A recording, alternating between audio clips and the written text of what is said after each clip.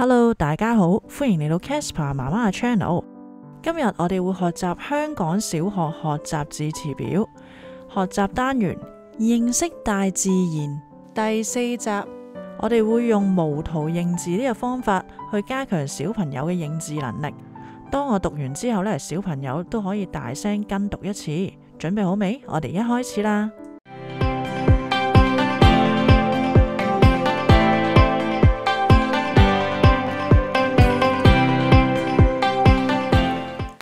深夜，深夜，晝夜，晝夜，陸地，陸地，海洋，海洋，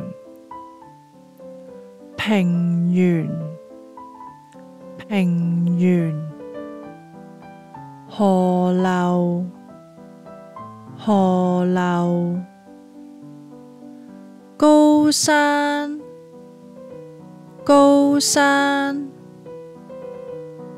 火山，火山，岩石，岩石，沙漠，沙漠，熱帶，熱帶，南極，南極，北極，北極，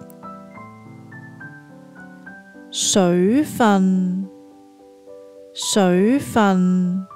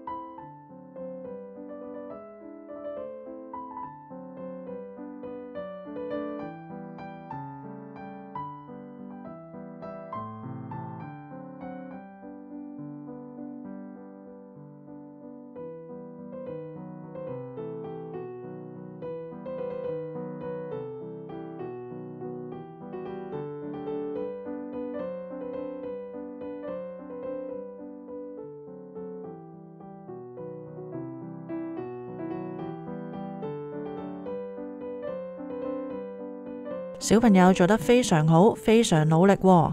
我哋透過多看、多聽、多讀，好快你就會學到好多中文字㗎喇。我哋下條片再見啦，拜拜。希望大家可以支持 Casper 媽媽嘅影片創作，加入會員贊助，多謝大家支持。